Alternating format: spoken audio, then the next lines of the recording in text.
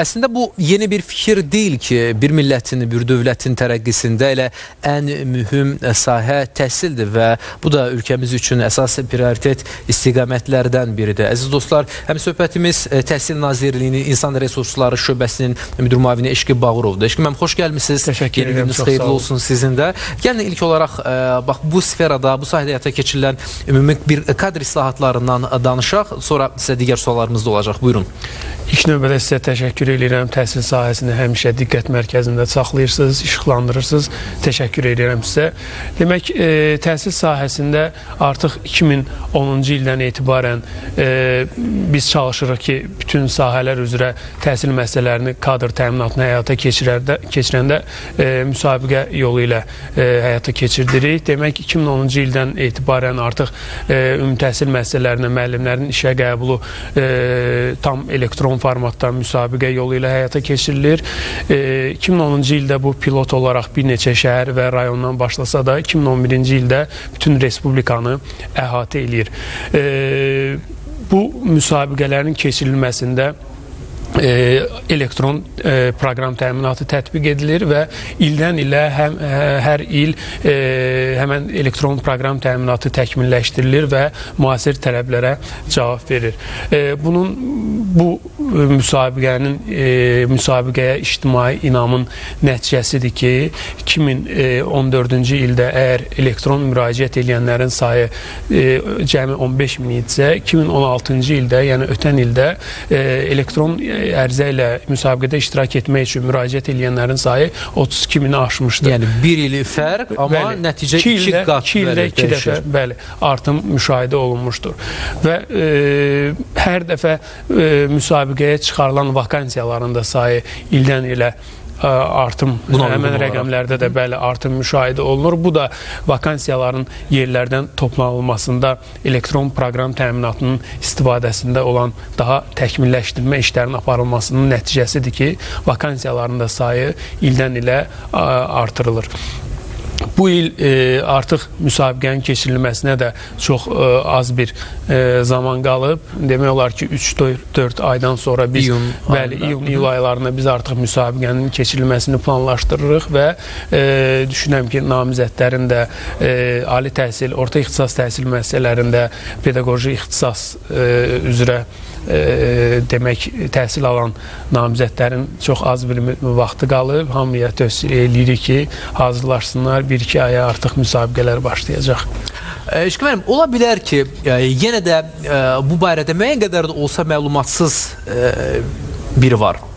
Baxmayaraq ki, siz statik rəqəmləri söylədiniz, qısa bir zaman kəsiyində müraciətlərin sayı kifayət qədər artıb, yüksəlib və burada da bu temp özünü göstərir. Amma kimlər nəyi bilməlidir? Yəni, insanlar burada hansı kateqoriya, yəni hansı təhsili olan insanlar, hansı bilik və bacarığa malik olanlar nələri diqqət etməlidir və hansı prosedurlardan keçməlidir burada? Hansı mərhələlərdən keçməlidir?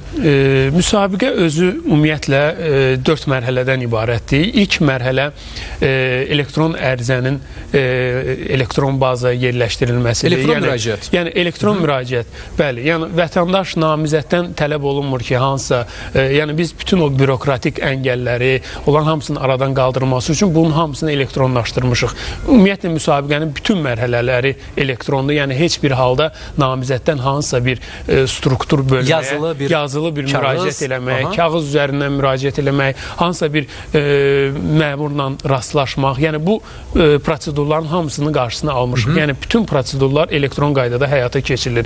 İlk addım isə elektron ərizənin verilməsidir, elektron bazaya yerləşdirilməsidir. Bunun üçün namizəddən tələb olunan yeganə sənəd onun şəxsiyyət vəsiqəsidir. Təbii ki, bütün vətəndaşlarımızın şəxsiyyət vəsiqəsi var. Vəsiqə elektron qaydada müraciət olunur, elektron ərizə qeydiyyata alınır və Təhsil Nazirliyi tərəfindən təsdiq edilir həmən elektron ərizə. Elektron ərizə ilə kimlər müraciət edə bilər? bütün ali və orta ixtisas təhsil müəssisələrini pedaqoji ixtisas üzrə bitirən namizədlər müraciət edə bilər. Yəni bu aiddir bütün ümumi təhsil müəssisələrində tədris olunan bütün fənlərə. Yəni bütün fənlər üzrə ali və orta ixtisas təhsil müəssisələrində kadr hazırlığı həyata keçirir və o ixtisaslar üzrə bitirən namizədlər, deməli vətəndaşlar həmin müsabiqəyə müraciət edə bilərlər. Növbəti mərhələlərdə? Növbəti mərhələlər deməli mərkəzləşdirilmiş test imtahanıdır. Bayaq qeyd etdiyim kimi test imtahanı özü də elektron, yəni kompüter üzərindən həyata keçirilir. Namizədlər gəlir, müvafiq məkanda, imtahan mərkəzində elektron qaydada imtahan verirlər test imtahanı. Test imtahanının nəticəsi dərhal namizəd imtahanı bitirən anda ekranda görsənir. Heç bir gözləməyə, heç bir mesaj almağa gerək yoxdur. Bunların heç bir ehtiyac yoxdur. Elektron qaydada imtahan verilir, nəticəsi dərhal elan olunur, monitorda əks olunur. Bundan sonra namizədlər müvafiq ballarına uyğun olaraq vakant yerləri seçirlər. Yəni ki, vakant yerləri keçid balını toplayan namizədlər seçir. Vakant yerləri seçəndən sonra... Bu seçim mərhələsi nə vaxt həyata keçirilir? Bu test mərkəzləşdirilmiş test imtahanından sonra, bəli. Vakansiya seçimi də yenə elektron qaydada həyata keçirilir. Bizdə deməli həmən proqram təminatında belə deyək, ağıllı indikatorlardan mövcuddur. Yəni namizəd əgər A vakant yerini seçirsə, həmən vakant yerə ondan daha yüksək bal toplamış namizəd artıq seçibsə, namizəd artıq ona da bəllidir ki, yəni A-na artıq sizdən daha yüksək nəticə göstərən namizəd tərəfindən seçilib və o təbii ki seçimini o indikatorların göstəricilərinə uyğun həyata keçirilir. Vakansiya seçimindən sonra artıq müəllimlərin yerləşdirilməsi aparılır. Yəni bala uyğun hansı müəllim hansı vakant yeri tutmaq hüququ qazanırsa, o mərhələdə həyata keçirilir. Bu da tam elektron qaydada və yekun mərhələ müsahibə mərhələsidir ki, bu mərhələdə namizədin ümumi dünya görüşü, psixoloji hazırlığı, metodik biliyi, açıq dərs formatında dərs keçmək qabiliyyəti və s. bilik və bacarıqları yoxlanılır və artıq həmən namizəd müəllim adını qazanmaq hüququnu əldə edir.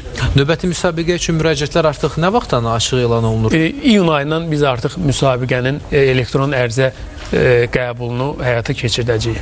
Hansı intervalda bu təqribən davam edəcək? Bunun üçün biz dəqiq tarix hələ ki bəlli deyil. Yaxın zamanda onu da elan edəcəyik. Bunun üçün 10-15 gün vaxt ayrılır və nisbi orta olaraq. Bəli, orta olaraq 10-15 nəfər, 10-15 gün vaxt verilir namizədlərə.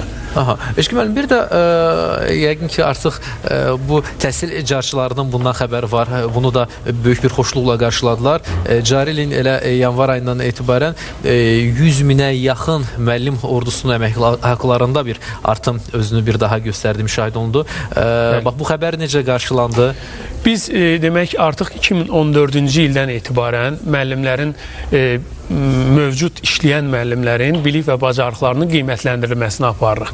Burada məqsəd müəllimin biliyini qiymətləndirmək və onun biliyinə uyğun inkişaf yönümlü təlimlərə cəlb olunmasıdır. Eyni zamanda həmən qiymətləndirilməsi aparılan müəllimlərin əmək haqqının, sosial rifahının artırılmasıdır. Bu istiqamətdə 2014-cü ildən ilk dəfə Bakı şəhərində 30 minə yaxın müəllimin bilik və bacarığı qiymətləndirilmişdir və 2015-ci ildə ölkə başçısı cənab prezidentin sərəncamı ilə həmən 30 min müəllim kontingentinin əmək haqqı artırılmışdır. Bundan sonra həmən tədbirlərin davamı olaraq 2015-ci ildə Respublikamızın daha 12 şəhər və rayonunda qiymətləndirilmə həyata keçirilmiş və təxminən 30 minə yaxın müəllimin yenidən əmək haqqı, yəni regionlar üzrə 30 minə yaxın müəllimin də əmək haqqı artırılmışdır.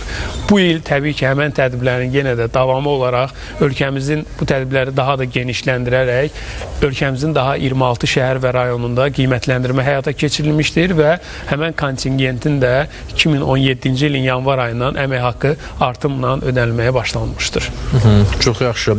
Eşqi müəllim, bizim soruşacaqlarımız bu qədər, amma sizin yenə də təhsil ictimaiyyətinə söyləyəcəkləriniz sözləriniz varsa və yaxud hansısa bir fikirləriniz varsa, hansısa bir layihə ilə bağlı bildirişləriniz varsa, efir fürsətindən yararlana bilərsiniz. Biz artıq bayaq qeyd etdiyim kimi müəllimlərin işə qəbulu prosesinə yaxınlaşırıq və hazırda işə qəbul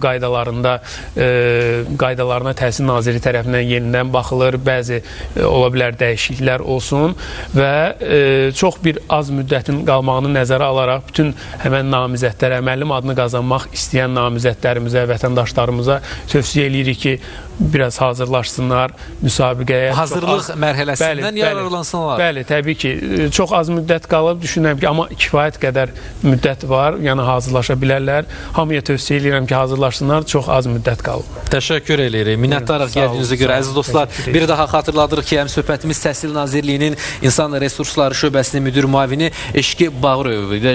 Görüşmək üzrə biz sizdən ayrılırıq.